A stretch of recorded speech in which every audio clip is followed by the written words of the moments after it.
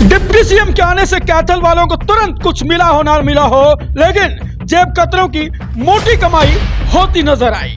पत्रकार जयपुर रसूलपुर की जेब कटी तो दी गई पुलिस को शिकायत। जहां पर जेब कतरे ज्यादा थे, जहां पर जेब कतरे ज्यादा थे, जहां पर जेब कतरे ज्यादा थे, मैं भी उसका शिकार हुआ और मेरी पैंट की जेब में जो 14,000 रुपए थे, 500 के नोट, उनको जो है किसी चोर ने जो निकाल लिया। जी हाँ, चंदाना गेट में आयोजित पालाराम सैनी के कार्यक्रम में जेब कतरों ने खूब उत्साह किया है। इस कार्यक्रम में डिप्टी सीएम को बुलाया गया था। जेब कतरों को किसने बुलाया, आखिर कौन है वो लोग जो इस तरह से इस मामले को अंजाम दे गए, तो यही दिखाने के लिए हम आपको दिखा रहे हैं जहां जेब कतरों ने खूब उत्पात मचाया है। और इसकी जवाबदेही किसकी है, ये कह रहे हैं वो पत्रकार, क्योंकि वहां पर पत्रकार की जेब काट ली गई और उसके करीब 14,000 रुपए निकाल लिए गए। ये तो एक शख्स है जो सामने आ गए, ऐसा कईयों के साथ भी हुआ हो सकता है, ऐसा अनुमान लगाया जा रहा है। पत्रकार ने बताया कि वे वहां कवरेज के लिए गए थे। सीधे तौर पर सवालिया निशान खड़े किए हैं आयोजक पर, जहां पर पत्रकार थे वहां कोई सुरक्षा के इंतजाम नहीं थे।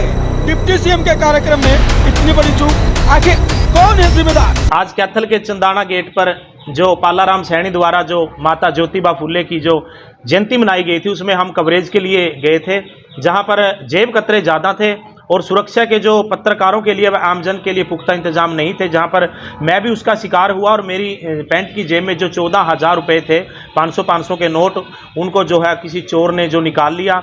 और बड़ा दुख की बात है कि पत्रकारों के लिए इस तरह की व्यवस्था वाकई में चिंताजनक है, क्योंकि वैसे तो पूरे शहर वासियों के लिए सुरक्षा के इंतजाम होने चाहिए थे, परंतु एक ऐसी रैली में जहाँ पर हरियाणा के उप मुख्यमंत्री दुष्यंत चौटाला आए और वहाँ पर चोर उचक्के जो वहाँ पर घूम रहे थे, इसीलिए हमें बहुत खेद है। और प्रशासन से भी हम उम्मीद करते हैं कि ऐसे जो चोर हैं, जो जेब कतरे हैं, सार्वजनिक स्थानों पर घूमते और ऐसी रैली स्थानों पर जो अपने हाथ साफ करते हैं, उनके खिलाफ सख्त से सख्त कार्रवाई करें। तो किस तरह की कार्रवाई आपके द्वारा की गई? पुलिस में शिकायत दी गई है? जी, फिलहाल मैं सिटी थाने में अभी शिकायत देकर आया हूं और अभी बात भी हुई थी आईओ से। वो कह रहे थे कि जल्दी एफआईआर दर्ज कर ली जाएगी और उससे के संबंध में जो भी जांच होगी आगे कार्रवाई की जाएगी। कि इसमें मैं गलती तो कहूंगा कि जो पहले तो जो आयोजक है उनकी है, और दूसरे बात में जो प्रशासन है वहां पर, क्योंकि प्रशासन की भी जिम्मेवारी बराबर की है। वहां पर जो चोर उचक्के इस तरह से घूम रहे हैं, किसी की भी, मैं सिर्फ आगे आया हूं, मैं सिर्फ एक हूं, और भी कई जो साथी हैं वो भी जो इस तरह का शिकार हो सकते हैं। हालांकि मुझे तो अभी कोई नहीं मिला जिसकी इस तरह की हादसा हुआ है, परंतु मेरे साथ हुआ है।